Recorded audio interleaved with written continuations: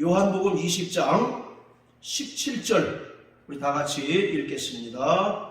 시작. 예수께서 이르시되 나를 만지지 말라. 내가 아직 아버지께로 올라가지 못하였노라. 너는 내 형제들에게 가서 이르되 내가 내 아버지 곧 너희 아버지 내 하나님 곧 너희 하나님께로 올라간다 하라 하신대. 아멘. 기독교는 부활의 종교입니다. 초대교회 사도들이 전한 복음의 핵심은 십자가에 달려 죽으신 나사렛 예수가 다시 살아나신 부활이었습니다.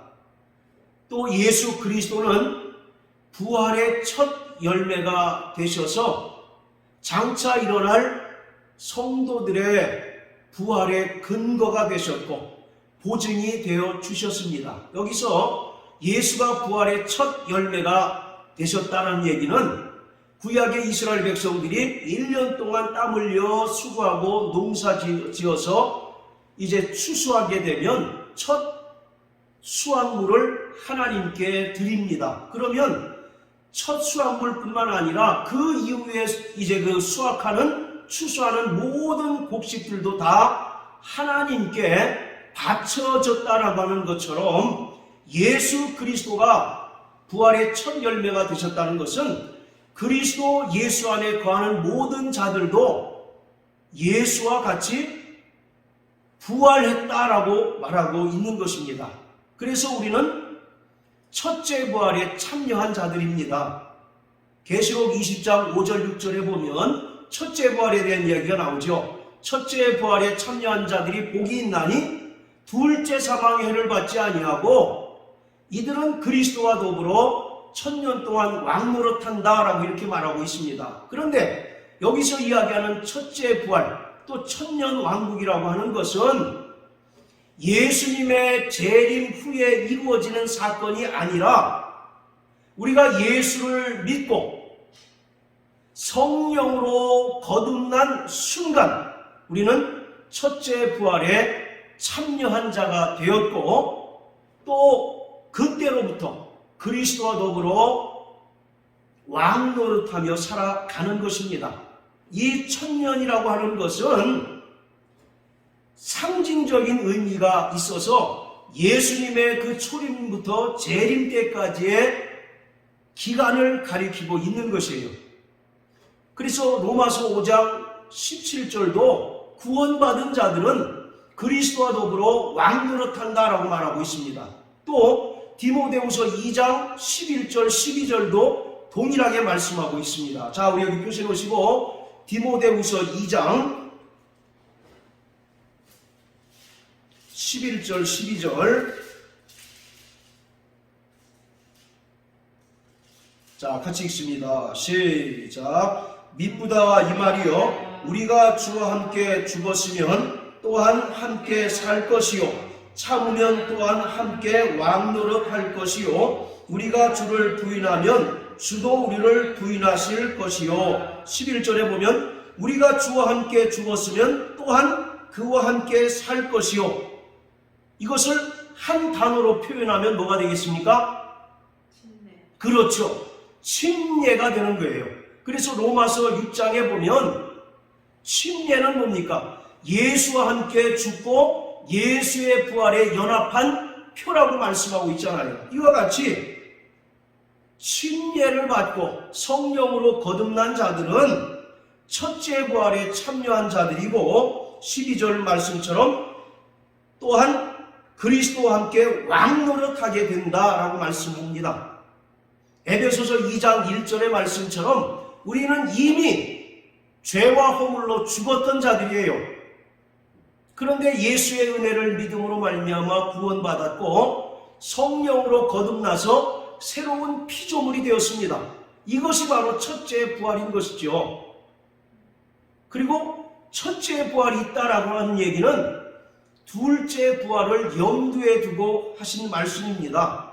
둘째 부활은 믿는 자들과 믿지 않는 자들이 모두 통과하는 부활인데 요한복음 5장의 말씀처럼 구원받은 성도들은 생명의 부활에 이르게 되고, 구원받지 못한 불신자들은 심판의 부활에 이르게 되고, 또 최후의 심판을 통해서 꺼지지 않는 지옥 불못에 던지우게 되는 것입니다. 그러니까 우리는 이미 둘째 부활에 참여한 자들입니다. 할렐루야. 네. 자, 이와 같이 십자가에 달려 죽으신 예수 그리스도가 무덤에서 다시 살아나셨던 것처럼 성도들도 예수 그리스도가 재림하실 때에 영광스러운 신령한 몸의 부활을 얻게 될 것입니다. 하나님께서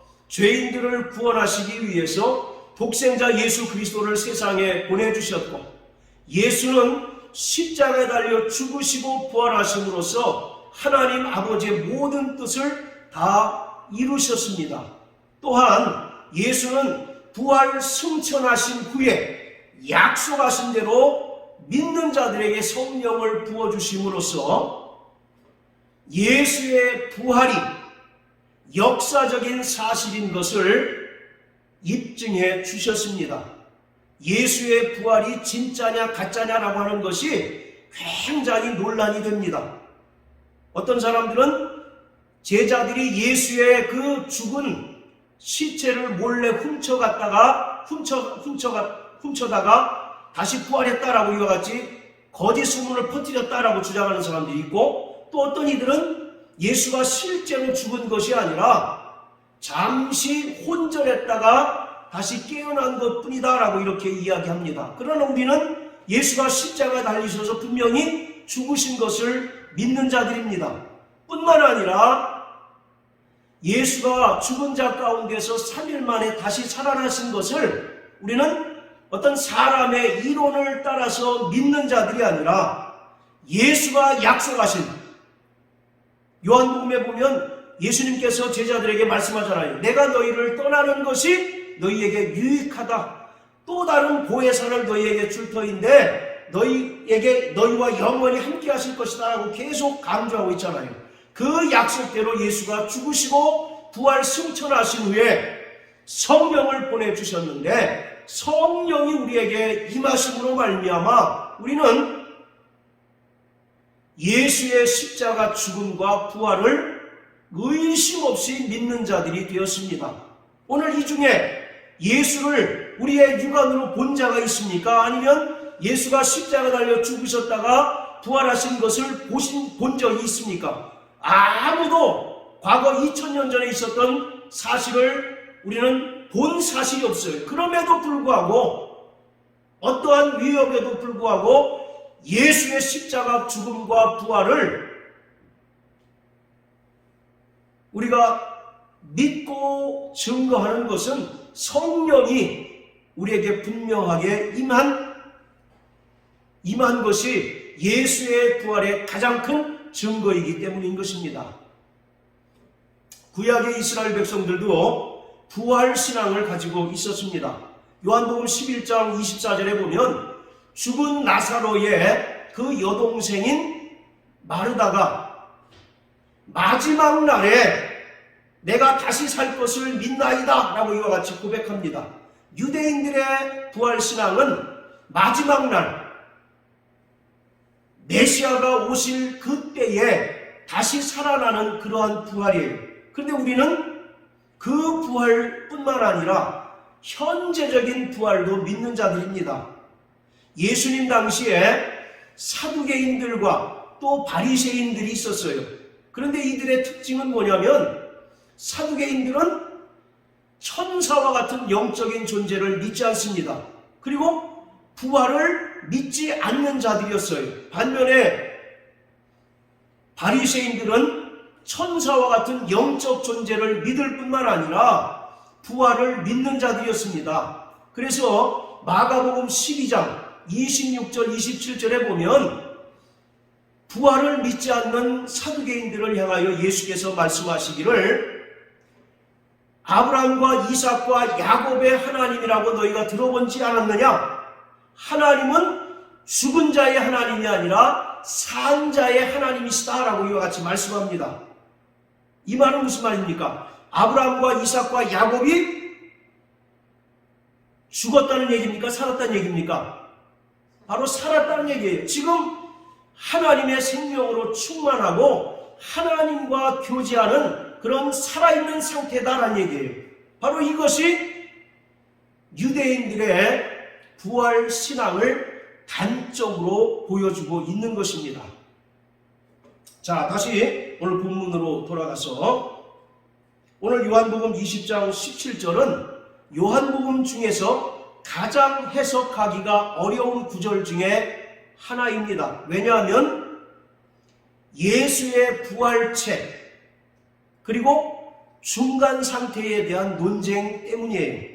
자, 여기 보시면 우리 한번 17절 다시 한번 읽어볼까요? 시작. 예수께서 이르시되 나를 만지지 말라. 내가 아직 아버지께로 올라가지 못하였노라. 자, 됐습니다.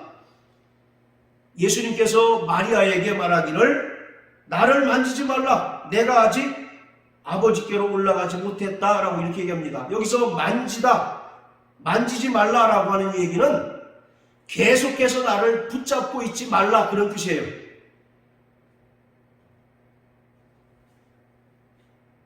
이미 지금 이 상태는 예수님께서 부활하신 상태 아니겠습니까? 그러니까 나를 계속 붙잡고 있지 말고 또 붙잡는 데 시간을 허비하지 말고 즉시 가서 부활을 믿지 않는 제자들에게 부활을 전하라고 하는 것입니다. 그리고 마리아 너도 예수를 붙잡는 데 몰두하지 말고 부활 신앙으로 살아라 이와 같이 말씀하고 있는 것이에요. 지금 이 상태는 마리아가 예수님의 부활을 지금 믿고 있는 상태입니까? 믿지 않는 상태입니까? 지금 너무 놀란 나머지 예수의 부활을 믿지 않는 그런 상태였어요. 그런데 부활하신 예수가 그에게 나타나니까 얼마나 감격스럽고 얼마나 또 놀라운 일이겠어요. 그러니까 마리아 입장에서는 예수를 계속 붙들고 그와 함께 있기를 원하는 심정인 것입니다. 이 마리아의 행위를 통해서 우리는 구약의 믿음의 한계를 볼 수가 있어요. 구약의 믿음이라고 하는 것은 봄으로써 믿는 것입니다. 계속 말씀드리죠. 구약의 이스라엘 사람들은 성막이 그들 가운데 있는 것을 통해서 하나님께서 우리와 함께 하시고 우리와 만나 주신다라고 하는 것을 믿는 자들이었습니다. 마찬가지로 이들은 예수의 부활하신 것을 믿지는 못하지만 부활하신 예수가 지금 나타났어요. 그러니까 그 예수가 자기들을 떠나지 않고 계속 함께 하기를 원하고 있었던 것입니다. 그래서 나를 붙잡고 있지 말아라 이렇게 이야기하고 있는 거예요. 자, 19절 한번 보세요. 29절. 자, 29절을 한번 읽습니다. 시작. 예수께서 가라사대 너는 나를 본고로 믿느냐? 보지 못하고 믿는 자들은 복되도다 하시니라. 일반적으로 이것은 도마의 그 의심을 예수님께서 책망하신 것으로 우리가 이해하지만 이 구절은 구약의 믿음과 신약의 믿음을 주님께서 설명하고 있는 것입니다. 구약의 믿음은 어떤 믿음입니까? 본고로 믿는 것이에요. 영어로 하면 seeing is believing입니다. 봄으로써 믿는 것이에요. 자, 그러나 신약의 믿음은 어떤 믿음입니까?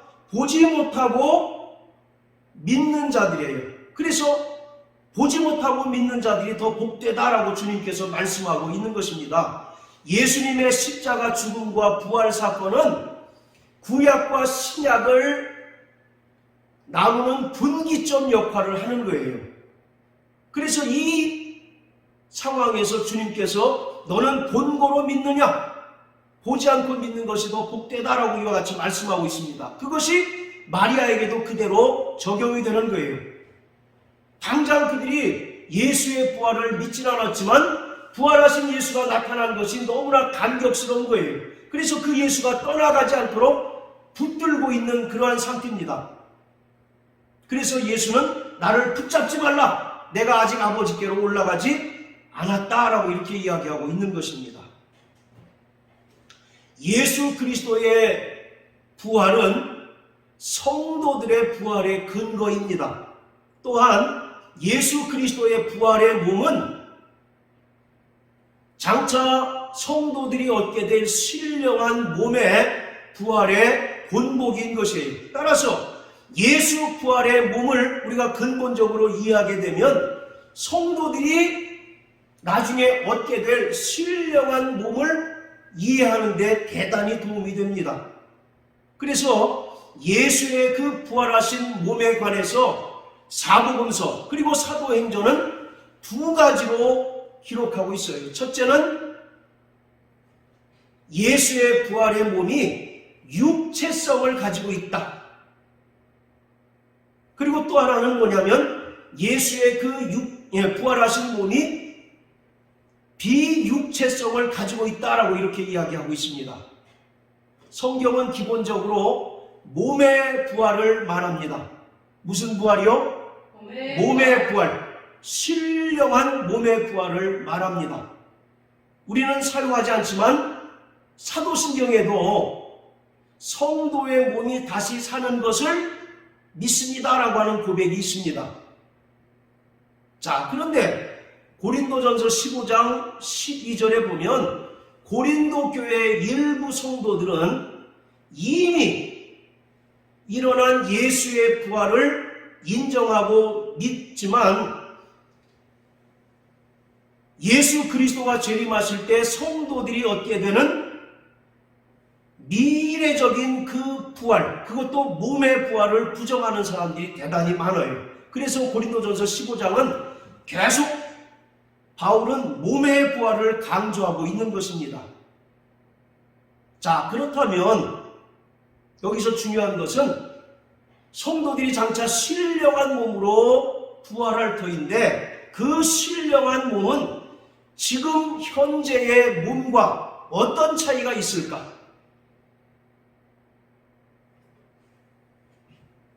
아무런 상관이 없는 별개의 존재일까? 아니면 지금 현재의 몸이 변화된 것일까? 이것이 오늘 대단히 중요한 문제인 것이지요. 성경은 바로 죽음이라고 하는 것을 영혼과 육체의 분리로 설명하고 있습니다. 그래서 영혼이 떠난 육체는 흙 속에 묻혀 썩어지고 소멸되지만 영혼은 소멸되지 않고 최후의 부활의 때까지 중간 상태에 머문다고 말씀하고 있어요. 그래서 구원받은 성도들은 육체를 벗게 되면 낙원에 이르게 됩니다. 그리고 장차 주님께서 영광스러운 재림하실 때 예수와 더불어 영원한 하나님의 나라에 들어가게 되는 것이죠. 반면에 구원받지 못한 불신자들은 음부에 이르게 되고 또 더 나아가서 무저갱에 이르게 되며 최후의 심판을 통해서 꺼지지 않는 영원한 불못인 둘째 사망, 지옥에 던져지게 되는 것이죠. 자, 이처럼 신약 성경은 성도들의 죽음과 부활을 예수 그리스도의 죽음과 부활과 연계해서 설명합니다. 그러니까 우리의 그 부활의 그 과정들을 살펴보려면 예수가 어떻게 죽으시고 부활하시고 또 어떤 몸으로 부활하셨는가를 보면 정확하게 알 수 있다는 얘기입니다. 자, 예수는 분명히 십자가에 달려 죽으셨어요. 자, 우리 마태복음 27장 한번 다 같이 보십니다. 마태복음 27장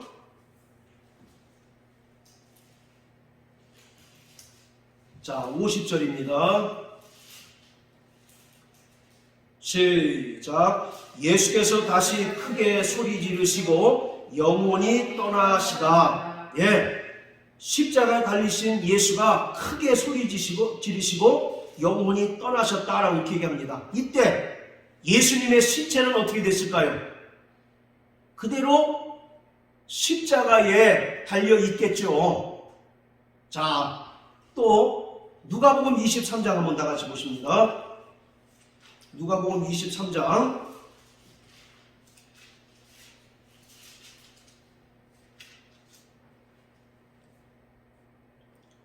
자, 46절입니다. 시작. 예수께서 큰 소리로 불러 가라사대 아버지여 내 영혼을 아버지 손에 부탁하나이다 하고 이 말씀을 하신 후 운명하시다. 큰 소리로 불러 가라사대 아버지여 내 영혼을 아버지 손에 부탁합니다 라고 하면서 죽으셨다라고 이렇게 얘기합니다. 자, 또 요한복음 19장 30절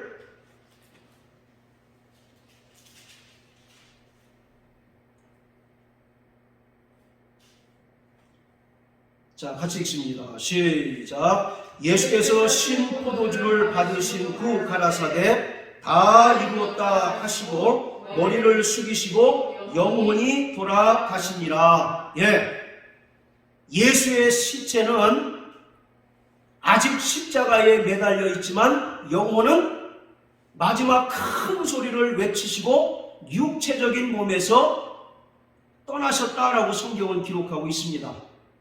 그리고 나서 부활하신 예수는 제자들에게 여러 차례 나타나셨어요. 자, 요한복음 21장 한번 다 같이 보십니다. 14절 시작. 예수께서 죽은 자 가운데서 살아나신 후에 세 번째로 제자들에게 나타나신 것이라. 자, 부활하신 예수가 제자들에게 몇 번째 나타나셨어요? 세 번째 나타나셨어요. 이렇게 기록하고 있는 것은 단순히 예수가 부활하셨다라고 하는 사실을 말하려고 하는 것보다도 부활하신 예수가 십자가에 달려 죽으신 그 예수와 같은 몸이다라고 하는 것을 강조하고 있는 것입니다. 자, 부활하신 예수의 몸은 십자가에 못 박혀 죽으신 예수와 동일한 몸으로 다시 살아나셨어요. 예수의 부활의 몸은 십자가에 못 박힌 그 예수임을 확인시켜주는 흔적이 있습니까? 없습니까? 흔적이 있었죠. 그 흔적이 뭐였어요? 손과 발에 못자국이 있었고 또 옆구리에 창자국이 있잖아요. 그래서 도마에게 뭐라고 얘기합니까? 옆구리에 손을 넣어봐라 라고 이와 같이 말씀하고 있습니다. 이처럼 부활하신 예수의 몸은 십자가에 달려 죽으신 예수의 몸과 동일한 몸입니다. 그것이 가장 대표적인 증거가 뭐냐? 손과 발에 못자국 또 옆구리에 창자국이 있었던 것을 알 수가 있는 거죠. 자, 그래서 몸으로 부활하신 예수는 여인들이 만질 수 있었고 또 여인들이 경배할 수도 있었고 사복음서에 보면 제자들과 함께 걸으시기도 하시고 이야기하시기도 하셨던 겁니다. 자, 그런데 문제는 예수의 제자들이 부활하신 예수의 몸을 영으로 생각하고 있었습니다. 자, 우리 누가복음 24장 한번 보세요. 누가복음 24장 자, 37절부터 43절까지 한번 읽습니다. 36절부터 한번 읽습니다. 시작. 이 말을 할 때에 예수께서 친히 그 가운데 서서 가라사대 너희에게 평강이 있을지어다 하시니 저희가 놀라고 무서워하여 그 보는 것을 영으로 생각하는지라. 예수께서 가라사대 어찌하여 두려워하며 어찌하여 마음에 의심이 일어나느냐. 내 손과 발을 보고 나인 줄 알라. 또 나를 만져보라. 영은 살과 뼈가 없으되 너희 보는 바와 같이 나는 있느니라. 이 말씀을 하시고 손과 발을 보이시나 저희가 너무 기쁨으로 오히려 믿지 못하고 기이 여길 때에 이르시되 여기 무슨 먹을 것이 있느냐 하시니 이에 구운 생선 한 토막을 드리매 받으사 그 앞에서 잡수시더라. 자, 37절에 보면 부활하신 예수가 제자들에게 떡하니 나타났어요. 그런데 제자들은 너무 기쁘고 놀란 나머지 놀란 상태에서 부활하신 예수의 몸을 뭐라고 생각했습니까? 영으로 생각했어요. 이 영이라고 하는 말을 공동 번역서에는 유령이라고 번역을 해놨습니다. 여러분들 그 복음서에 보면 예수님께서 물을 걸으실 때 제자들이 뭐라고 얘기합니까? 아, 저 유령인가? 그런 말씀 있잖아요. 그와 같이 예수가 부활하셔서 제자들에게 나타나셨는데 제자들은 그 부활하신 몸을 보고 영 또는 유령으로 생각했다는 겁니다. 그래서 예수님께서 그들의 오해를 풀어주시기 위해서 손과 발을 보이셨어요. 자, 봐라. 십자가에 못 박힌 흔적이 그대로 있지 않느냐? 그리고 나를 만져봐라. 그러시면서 또 말씀하시기를 나에게는 살과 뼈가 있다라고 이렇게 얘기합니다. 여기서 살과 뼈가 있다라는 얘기는 예수님의 그 부활의 몸이 인간의 육체와 같다는 얘기가 아니라 형체를 가지고 있다라고 하는 것을 강조하고 있는 겁니다. 부활하신 몸이 살과 뼈가 있다는 얘기는 우리 인간의 육체와 동일한 요소다 이렇게 이야기하는 것이 아니라 형체를 지금 강조하고 있는 거예요. 그런데도 제자들이 예수의 부활을 믿습니까? 믿습니까? 지금 안 믿잖아요. 그래서 예수님께서 또 말씀하시는 것이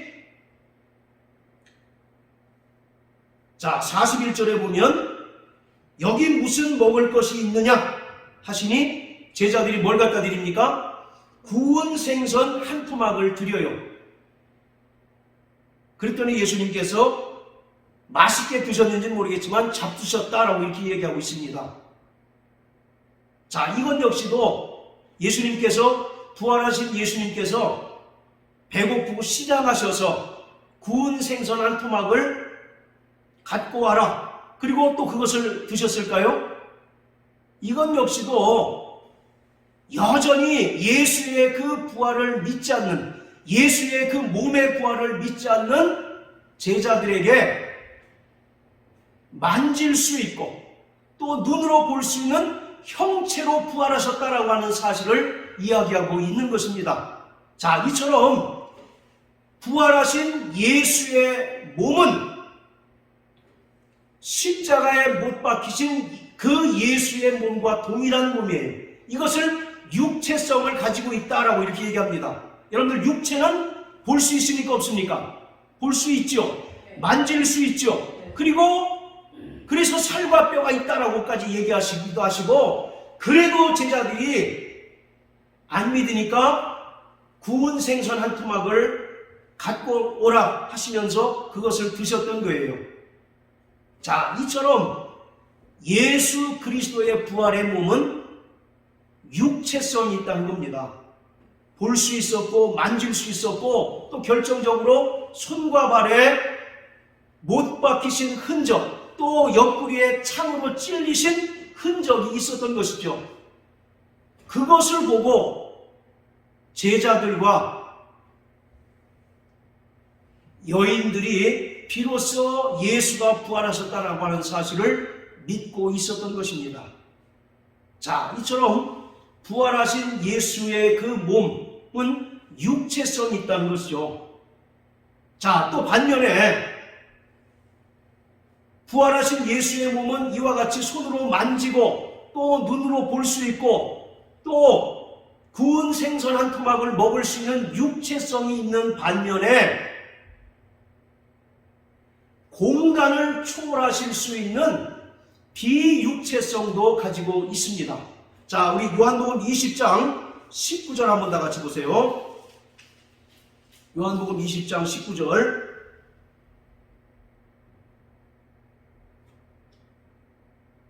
자, 같이 읽습니다. 시작. 이날 곧 안식 후 첫날 저녁 때에 제자들이 유대인들을 두려워하여 모인 곳에 문들을 닫았더니 예수께서 오사 가운데 서서 가라사대 너희에게 평강이 있을지어다. 자, 분명히 보세요. 제자들이 유대인들을 무서워해서 문들을 어떻게 했습니까? 닫았어요. 그런데 신기한 것은 예수님께서 그 자리에 오셔서 가운데 서서 제자들에게 너희에게 평강이 있으라 라고 이와 같이 선포하고 계십니다.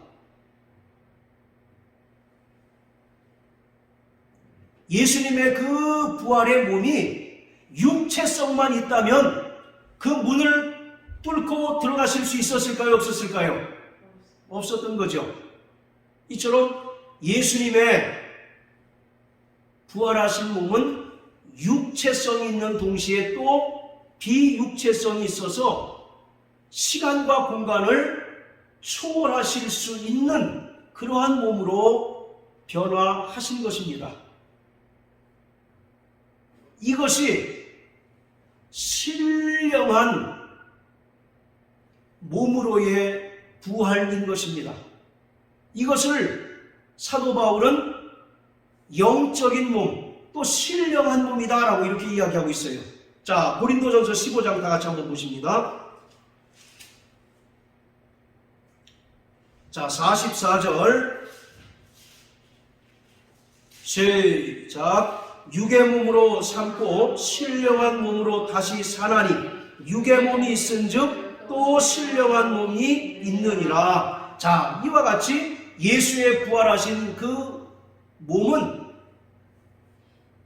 사람들의 눈에 볼 수 있고 또 음식을 드실 수 있는 육체성이 있는가 하면 반대로 시간과 공간을 초월하실 수 있는 그런 비육체성을 가진 육체이다.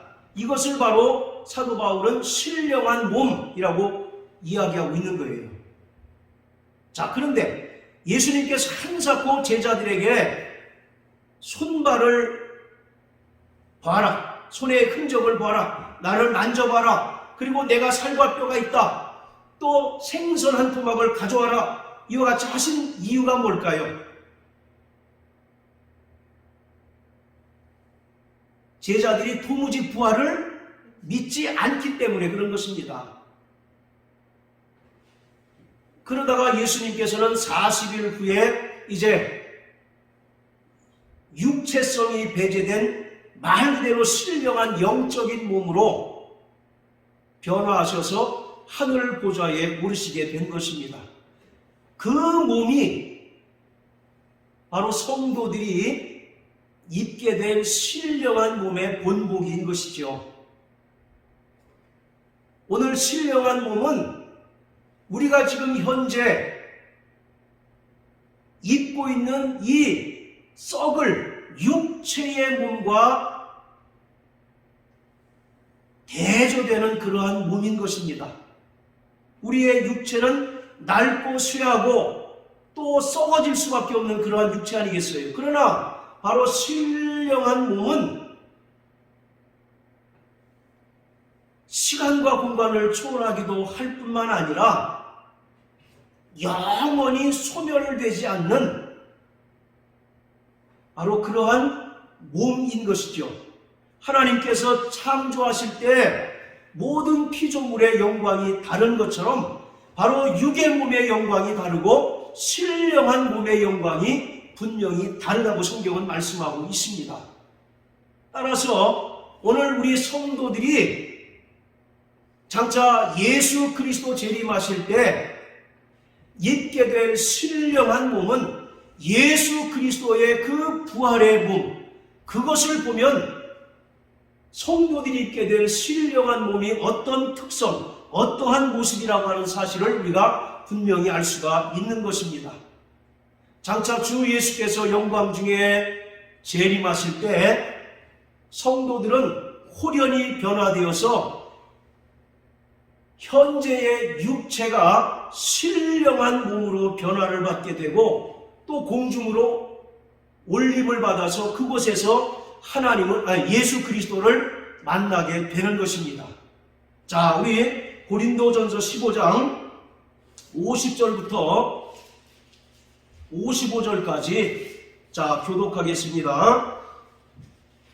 형제들아, 내가 이것을 말하노니 혈과 육은 하나님 나라를 유업으로 받을 수 없고 또한 썩은 것은 썩지 아니한 것을 유업으로 받지 못하느니라. 보라, 내가 너에게 비밀을 말하노니 우리가 아담 절세 아니요 하지만 나팔의 순식간에 보려니 다 변화하리니 나팔 소리가 나매 죽은 자들이 썩지 아니할 것으로 다시 살고 우리도 변화하리라. 이 썩을 것이 불법을 썩지 아니할 것을 입겠고 이 죽을 것이 죽지 아니함을 입으리로다. 이 썩을 것이 썩지 아니함을 입고 이 죽을 것이 죽지 아니함을 입을 때에는 사망이 이김에 삼킨 바 되리라고 기록된 말씀이 응하리라. 사망아, 너희 이기는 것이 어디 있느냐?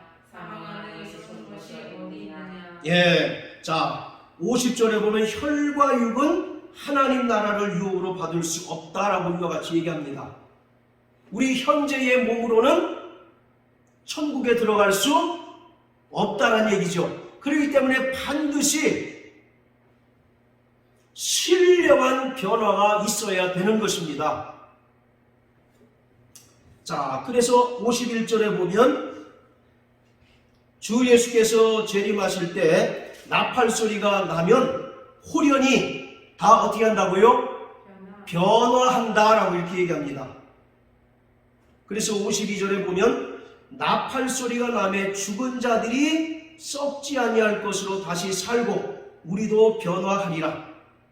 이미 예수를 믿고 그 육체를 벗은 상태에서 낙원에서 안식을 취하는 성도들은 주님께서 재림하실 때에 썩지 아니할 것으로, 즉 신령한 몸으로 다시 산다라고 이렇게 얘기합니다. 반면에 여기서 우리라고 하는 것은 지금 육체가 있는 상태에서 예수를 믿는 성도들을 가리키고 있는데 이들은 다 변화하게 된다라고 말씀하고 있어요. 자, 여기 표시 놓으시고 데살로니가전서 4장을 한번 다 같이 보십니다. 데살로니가전서 4장에도 똑같이 이야기하고 있습니다.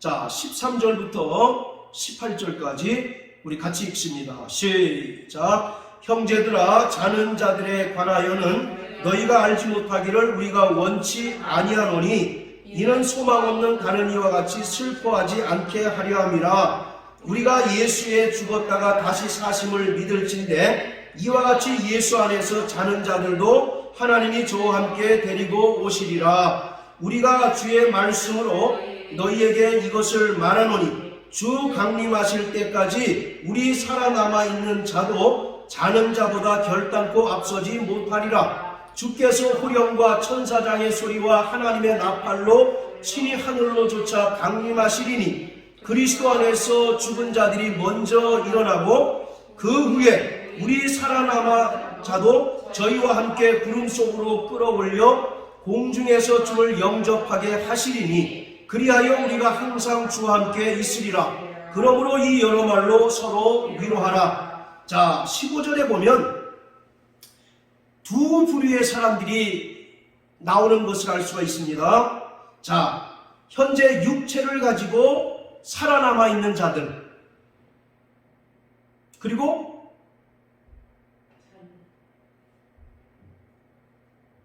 자는 자들이 있죠. 여기서 이 자는 자들이라고 하는 것은 낙원에서 안식을 취하는 자들을 이야기합니다. 예수님께서 재림하실 때에 먼저 낙원에서 안식을 취하는 자들이 다시 살아나게 됩니다. 그 후에 이 땅에서 많은 고난과 어려움에도 불구하고 끝까지 믿음의 정절을 지킨 구원받은 성도들이 신령한 몸으로 변화를 받아서 공중에서 주를 영접하게 된다라고 이렇게 얘기합니다.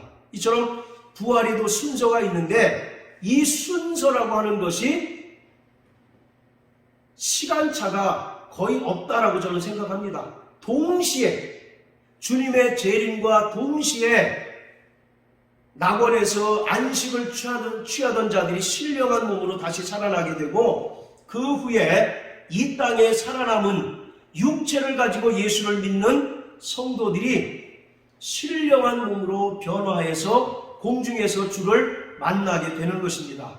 자, 그러니까 주 안에서 죽은 자들은 다시 살아나는 부활을 경험하는 겁니다.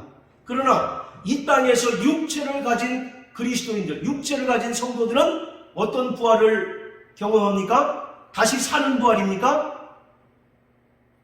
변화하는 부활. 따라서요. 신령한 몸으로 변화하는 부활. 예. 자, 다시 고린도전서 15장으로 돌아가서요. 자, 그렇다면 신령한 몸으로 변화하는 것은 어떤 상태냐? 어떻게 변화하는 것이냐?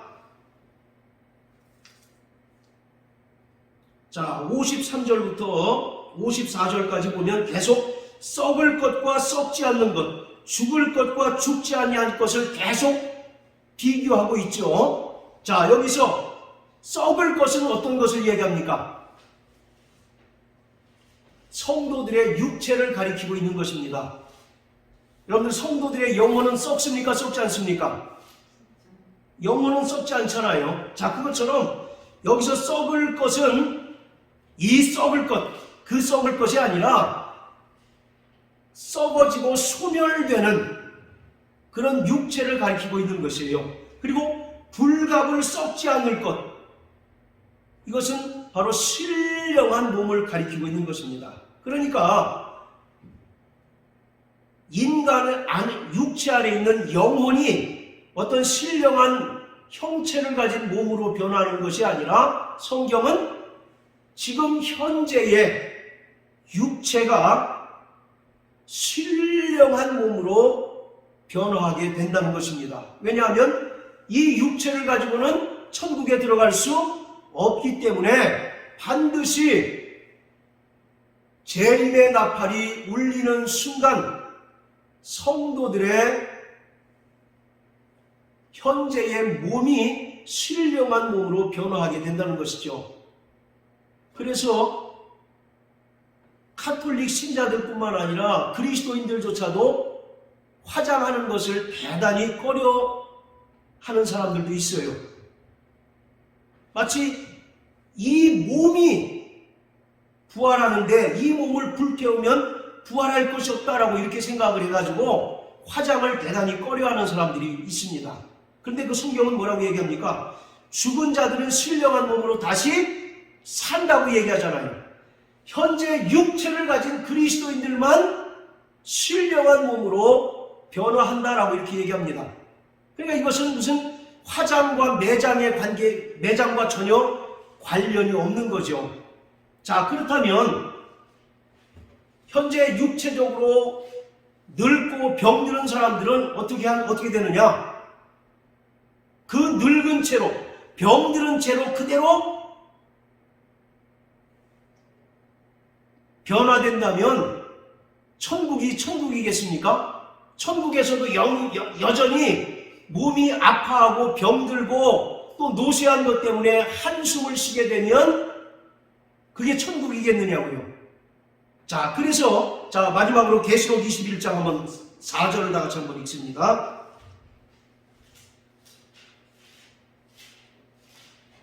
계시록 21장 4절 시작. 모든 눈물을 그 눈에서 씻기심에 다시 사망이 없고 애통하는 것이나 곡하는 것이나 아픈 것이 다시 있지 아니하리니 처음 것들이 다 지나갔으리로라. 할렐루야. 처음 것들이 다 어떻게 됐다고요? 지나갔다라고 이렇게 얘기합니다. 아프고 병들고 노쇠하고 돈 없는 한탄, 그 모든 것들은 처음 하늘과 처음 땅이 사라질 때 이미 그러한 문제는 다 사라지게 되는 것이에요. 그래서 이 땅에서 구원받은 성도들은 현재의 몸이 신령한 몸으로 변화받게 되어서 공중에서 주를 뵙고 또 주님과 더불어 하나님께서 창세전에 예비하신 그 영원한 하나님의 나라를 상속받고 그곳에서 하나님과 더불어 영원히 살게 되는 것입니다. 오늘 우리는 부활의 표대를 향하여 날마다 나가는 자들입니다. 할렐루야. 성경에도 부활의 표대를 향하여 위에서 부르신 그 부름의 상을 조차 날마다 나간다라고 이렇게 말씀하고 있습니다. 우리는 이미 성령으로 거듭난 순간 첫째 부활에 참여한 자들이 되었고 또 그리스도와 더불어 이 땅에서 왕의 권세를 가지고 살아가는 자들이 되었습니다. 이제 우리에게 남은 미래의 부활, 주 예수께서 영광 중에 강림하실 때 이 썩어질 몸이 불갑을 썩지 아니할 몸으로 변화하는 신령한 몸의 부활을 소망하며 기다리는 자들입니다. 많은 사람들은 교회를 다니지만 부활을 믿지 않아요. 어떤 통계에 보니까 60%가 부활을 믿지 않는데요. 그런데 고린도전서 15장의 말씀처럼 예수가 죽으셨다가 다시 사는 것이 없다면 우리의 믿음도 헛것이고 우리가 전파하는 것도 헛것이고 우리는 여전히 죄악 중에 있을 것이고 우리는 세상에서 가장 불쌍한 자다라고 이렇게 바울이 말하고 있지 않습니까? 오늘 우리 안에 성령이 내주하신 것이 예수가 부활하신 명백한 증거인 것을 믿으시길 주의 이름으로 축원합니다.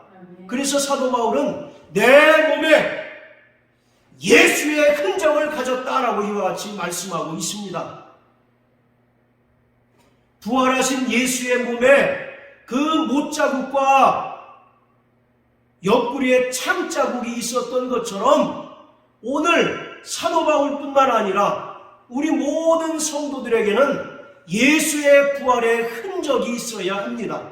그래서 세상에서 많은 사람들이 예수의 부활 또 신령한 몸의 부활을 부정하고 부인한다 할지라도 오늘 우리만큼은 예수가 영광스러운 부활에 참여하셨을 뿐만 아니라 우리 성도들도 그 순서를 따라서 신령한 부활을 통해서 저 영광스러운 아버지 집에 이를 것을 믿으시고 날마다 믿음으로 승리하는 저와 여러분들 되시기를 주의 이름으로 축원합니다. 자, 따라하세요. 나 영혼아 부활의 능력을 믿자. 나 영혼아 부활의 영광으로 충만하자. 할렐루야.